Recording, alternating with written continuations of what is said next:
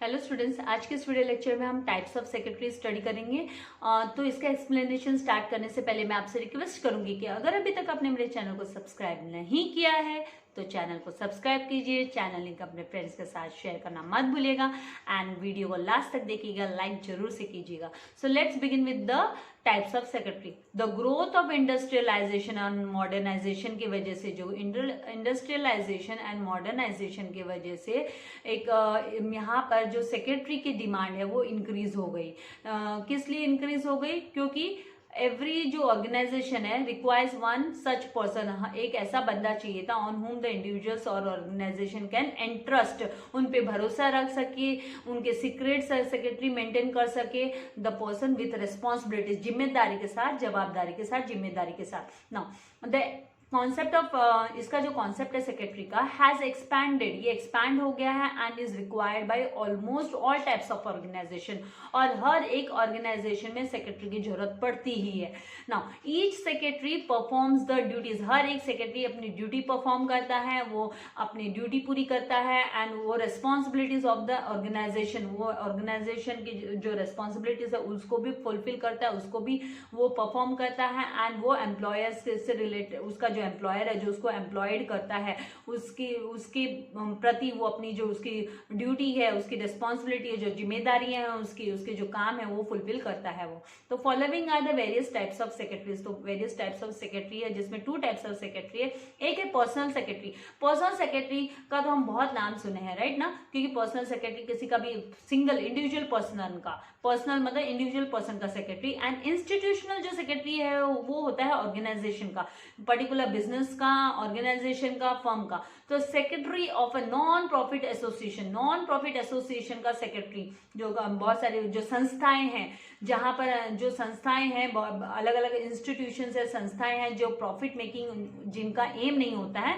उनका सेक्रेटरी होता है। एक होता है secretary of a cooperative society. देखो कोऑपरेटिव सोसाइटी मैक्सिमम जो है सिटीज में रहने वाले हैं, जो लोग सिटीज में रहते हैं और जो बिल्डिंग में रहते हैं, बिल्डिंग्स में जो रहते हैं, तो वहां पर है ना उनकी जो सोसाइटी, उसको कोऑपरेटिव सोसाइटीज हम बोलते हैं। तो कोऑपरेटिव सोसाइटी में भी सेक्रेटरी, चेयरमैन एंड ट्रेजरर रहता है, राइट। ट्रेजरर अकाउंट्स मेंटेन करता है, तो सेक्रेटरी है वो रहता ही है और सोसाइटीज में भी रहता है। Now secretary of a joint stock company, ये हो गया कॉर्पोरेट, बड़ी बड़ी कॉर्पोरेट जॉइंट स्टॉक कंपनीज है, जैसे टाटा की हो गई, अंबानी के हो गए और बहुत सारे जो नाम है। तो उनके जो कंपनीज हैं उनमें जो सेक्रेटरी, उसे जो वो जॉइंट स्टॉक कंपनीज के सेक्रेटरी, मतलब जॉइंट स्टॉक कंपनी जो है ना शेयर्स इशू कर फंड रेज करती है, शेयर्स इशू कर मार्केट में डिबेंचर्स इशू कर वो फंड को रेज करती है, कैपिटल वो रेज करती है। Now secretary of a government department, government department में भी सेक्रेटरी होता है, गवर्नमेंट डिपार्टमेंट्स में भी सेक्रेटरी होते हैं। And other body corporates, other बहुत सारे जो कॉर्पोरेट्स है जहां पर सेक्रेटरी, इंस्टीट्यूशनल सेक्रेटरी है वो अपॉइंट होता है। नाउ पर्सनल सेक्रेटरी का मतलब क्या है? तो हम पर्सनल सेक्रेटरी का मीनिंग यहाँ पे हम स्टडी करेंगे कि पर्सनल सेक्रेटरी भाई कौन है और ये बंदा कहाँ, कौन कौन इसे अपॉइंट करते हैं। तो द पर्सनल सेक्रेटरी और अ पर्सनल असिस्टेंट, जिसको हम पीए भी बोलते हैं, personal assistant, assistant is the oldest type of secretary. Oldest type of secretary ये तो हमने ना मूवीज में भी हम देखे हैं भाई, बड़े बड़े जो जमींदार है उनके आगे पीछे डोलने वाले सेक्रेटरी होते हैं, तो वो अलग बात है, अभी प्रोफेशनल्स होते हैं। अ personal secretary is one who is appointed by busy individuals, जो बंदा बहुत बिजी है और उसका बहुत बड़ा कारोबार है, काम काज है, वो अकेले उसको हैंडल नहीं कर सकता है, तो वो पर्सनल सेक्रेटरी को अपॉइंट करता है। लाइक इंडस्ट्रियलिस्ट हो गए, बिजनेसमैन हो गए, प्रोफेशनल्स हो गए, डॉक्टर्स, लॉयर्स वगैरह, टू कंडक्ट द करस्पॉन्डेंस, उनकी जो कम्युनिकेशन है अदर पार्टीज के साथ, उनके क्लाइंट्स के साथ, तो वो है ना कैरी आउट करने के लिए वो सेक्रेटरी को अपॉइंट करते हैं। एंड उनके जो day to day routine duties है उनको रिमाइंडर्स के लिए, उनके जो फंक्शंस में वो हेल्प करने के लिए, उनके काम में हेल्प करने के लिए सेक्रेटरी को, पर्सनल सेक्रेटरी को अपॉइंट करते हैं। यहाँ पे अपॉइंटमेंट तो busy individuals appoint secretaries to look after other work, वो अपने अदर वर्क को लुक आफ्टर करने के लिए, देखभाल करने के लिए, काम में हेल्प करने के लिए, so as to enable them to concentrate, ताकि वो अपने जो उनका मेन जो प्राइमरी वर्क है उस पर वो कॉन्सेंट्रेट कर सके, मेन जो उनका टास्क है उस पर कॉन्सेंट्रेट कर सके। जैसे डॉक्टर सेक्रेटरी रखते हैं ताकि सेक्रेटरी अपॉइंटमेंट ले, डॉक्टर्स का कैसे कोई अपॉइंटमेंट लेना चाहता है, उनके जो पेशेंट्स है तो वो अपॉइंटमेंट रिकॉर्ड करे, डॉक्टर्स की मीटिंग सेटअप करें। द लॉयर्स है, इंजीनियर्स है, सीए है, एक्टर्स, पॉलिटिशियंस, लीडर्स, मिनिस्टर्स, ये सब बंदे हैं वो पर्सनल सेक्रेटरी रखते हैं, वो ताकि वो है ना पर्सनल सेक्रेटरी उनका जो day to day routine duties है वो फुलफिल करने में हेल्प कर सके और वो कम्युनिकेट कर सकते हैं उनके बिहाफ में।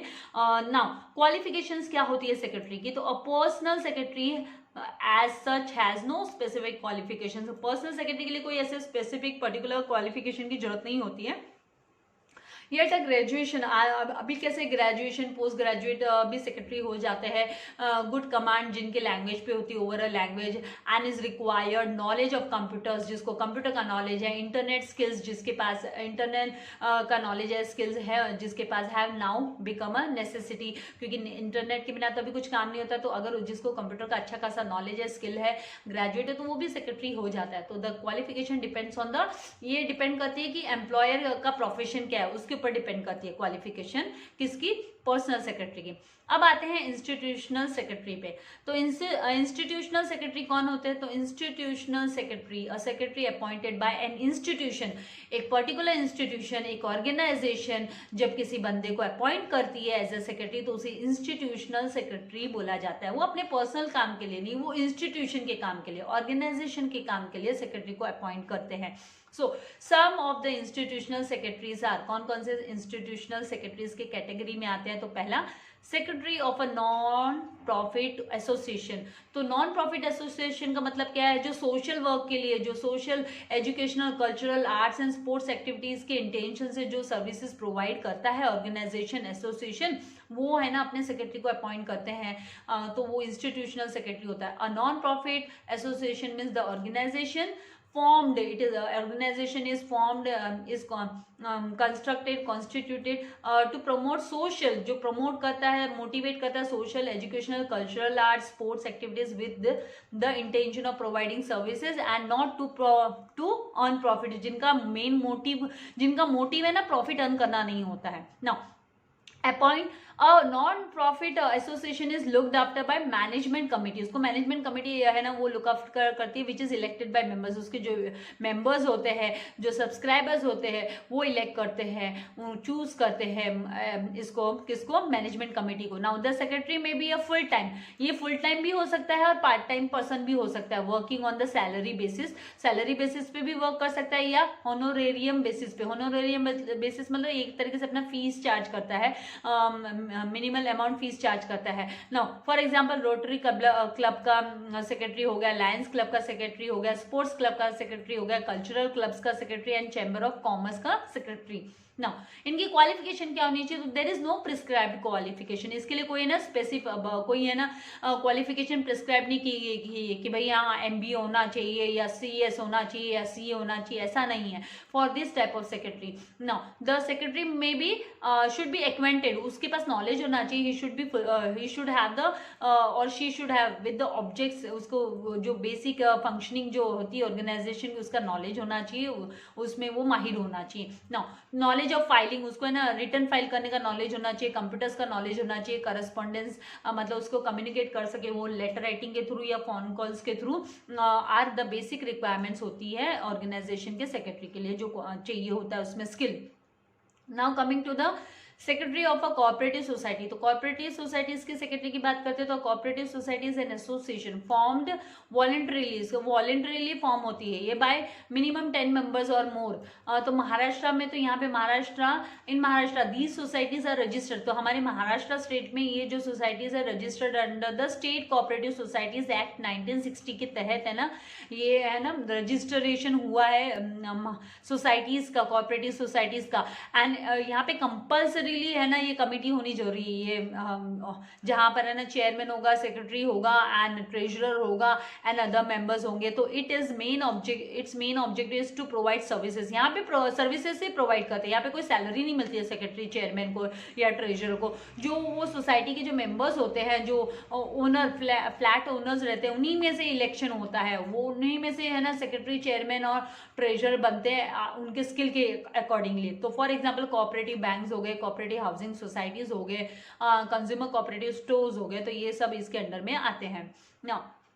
अपॉइंटमेंट, तो the members elect their representative, जो मेंबर्स है वही इलेक्ट करते हैं अपने रिप्रेजेंटेटिव को, उनको बोलते हैं हम कॉल्ड एज मैनेजमेंट कमेटी, जिन्हें मैनेजमेंट कमेटी, भाई वो कारभार देखेंगी अपने सोसाइटी का, अपने कोऑपरेटिव बैंक का वो कारभार देखेंगे, भाई क्या कामकाज है, कैसे हो रहा है, क्या नहीं है। तो one of the members of the managing committee is appointed as, उन्हीं में से एक मेंबर है वो सेक्रेटरी करके अपॉइंट किया जाता है। And generally such secretary works on honorary basis, मतलब कुछ है, मतलब उनको कोई ऐसे कोई सैलरी वैलरी मिलती नहीं है। And for example scale large scale, for large scale cooperative organisation, बड़ी बड़ी कोऑपरेटिव ऑर्गेनाइजेशंस जो होती है, सेक्रेटरी में भी appointed as a full time employee, उसे फुल टाइम एम्प्लॉय के रूप में है ना अपॉइंट किया जा सकता है सैलरी बेसिस पे ना। जैसे कोऑपरेटिव बैंक के जो है और कंज्यूमर कोऑपरेटिव स्टोर्स के सेक्रेटरी है तो उनको सैलरी बेसिस पे रखा जाता है ना। क्वालिफिकेशंस, तो the secretary of a cooperative society such as such does not have specific qualification, उनके पास कोई स्पेसिफिक क्वालिफिकेशन नहीं होती है। Secretary should have a good knowledge, उसको गुड नॉलेज होना चाहिए, कोऑपरेटिव सोसाइटीज एक्ट का नॉलेज होना चाहिए ना, शुड बी एटलीस्ट ग्रेजुएट, और कम से कम ग्रेजुएट तो वो बंदा होना चाहिए ना। Secretary of a joint stock company, अब जॉइंट स्टॉक कंपनी की बारी आती है। तो a joint stock company is a form of organisation, ये वो ऑर्गेनाइजेशन है, कंपनीज है which is consider to be most suitable one for organising business activities on a large scale पे बड़े तौर पे ये बिजनेस है ना कंडक्ट करते हैं, कैरी आउट करते हैं जॉइंट स्टॉक कंपनीज ना। Company secretary is consider to be one of the key officers, तो कंपनी सेक्रेटरी होता है वो मेन ऑफिसर होता है कंपनी का। And secretary is of vital importance, उसका बहुत ही खासा इंपॉर्टेंस होता है, सिग्निफिकेंस होता है मॉडर्न बिजनेस ऑर्गेनाइजेशन में। नाउ अपॉइंट कौन होता है, तो the company secretary is appointed right from the time of the company, जब कंपनी शुरू होती है तभी है ना सेक्रेटरी अपॉइंट होता है। Is formed to look after the various aspects of business के बहुत सारे एस्पेक्ट्स, बहुत सारे पहलुओं को, कामकाज को देखने के लिए सेक्रेटरी का अपॉइंटमेंट होता है। And secretary works under the control of the board of directors, किसके अंडर में काम करता है, तो बोर्ड ऑफ डायरेक्टर्स, उनके जो डायरेक्टर्स होते हैं कंपनी के, जॉइंट स्टॉक कंपनी के, उनके अंडर में वो काम करता है ना। Appointment of company secretary is as per companies act 2013 के तहत होता है इनका appointment. And company secretary is included in the definition of KMPs के डेफिनेशन में भी इंक्लूडेड है द कॉन्सेप्ट केएमपीज, मतलब की मैनेजरियल पर्सनल्स के। तो the concept of key managerial personnel KMP has been introduced in the companies act 2013। Company के act 2013 में ये इंट्रोड्यूस किया गया है, मेंशन किया गया है। The board of directors can not look after, वो नहीं देख सकते हैं the day to day affairs, जो कंपनी के डे टू डे फंक्शंस है, कंपनी का जो रोल है, वर्किंग कंडीशंस है, वो है ना ये जो बोर्ड ऑफ डायरेक्टर्स नहीं देख सकते हैं। तो therefore the task is given to certain managers, तो उसके लिए जो टास्क है वो कुछ मैनेजर्स को दिया जाता है ना, एग्जीक्यूटिव्स को दिया जाता है कंपनी के ना। KMP is discussed in chapter number 6 में, हम केएमपी के बारे में स्टडी करने वाले हैं। अभी क्वालिफिकेशन क्या होती है कंपनी सेक्रेटरी की, तो as per the section 203 of companies act 2013 the company secretary must be a member of institute of company secretary of India, ICSI का वो मेंबर होना चाहिए, मतलब उसने CS किया होना चाहिए। जो आप CS बोलते हो ना कि हाँ CS करेंगे तो CS रहना चाहिए बंदा जॉइंट स्टॉक कंपनी के लिए। नाउ लास्ट वन है सेक्रेटरी ऑफ गवर्नमेंट डिपार्टमेंट। तो गवर्नमेंट डिपार्टमेंट के सेक्रेटरी की बात करें तो are those departments working under the various ministers, बहुत सारे मिनिस्टर्स के अंडर में, और state ministers and central ministers, government के मिनिस्टर्स के अंडर में वो काम करते हैं। तो appointment in the function of department की बात कर रही हूँ मैं, यहाँ पे पर्टिकुलर सिंगुलर इंडिविजुअल बंदे की बात नहीं कर रही हूँ, तो वो डिपार्टमेंट के लिए काम करते हैं यहाँ पे सेक्रेटरी। तो in the functioning of government of India के कारभार के लिए एंड स्टेट गवर्नमेंट के कार्यभार के लिए a secretary is the administrative head होता है, वो is the administrative head of the ministry और डिपार्टमेंट, मिनिस्ट्री या डिपार्टमेंट का वो एडमिनिस्ट्रेटिव यहाँ पे हेड होता है। And in the union and state governments, union and state governments secretaries hold positions as a, जो सेक्रेटरी है उसको कौन सा पोजीशन मिलता है, तो उसको फाइनेंस सेक्रेटरी का, finance secretary, defence secretary, home secretary का उसको क्या मिलता है, उसको उसके जो पोजीशन है उसको हम डिफाइन कर सकते हैं कि भाई हाँ फाइनेंस सेक्रेटरी है, ये डिफेंस सेक्रेटरी है, होम सेक्रेटरी है। नाउ क्वालिफिकेशन क्या होनी चाहिए, तो क्वालिफिकेशन आईएएस ऑफिसर का आपने नाम सुना होगा। The secretary of a government needs to possess a graduation degree, उसके ग्रेजुएशन डिग्री होनी कंपलसरी है, जरूरी है।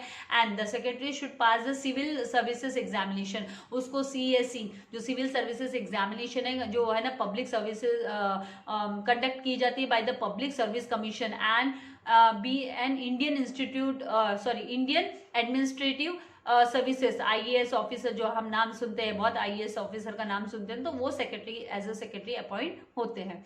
तो आई होप यहाँ तक आपको कॉन्सेप्ट क्लियर हो गया होगा। यहाँ पे एडिशनल इन्फॉर्मेशन में आपको दिया कि for ministry of external affairs government of India and IFS मतलब Indian foreign services is appointed as a secretary, उसको भी एज अ सेक्रेटरी अपॉइंट किया जाता है। तो आई होप आपके कॉन्सेप्ट्स क्लियर हो गए होंगे।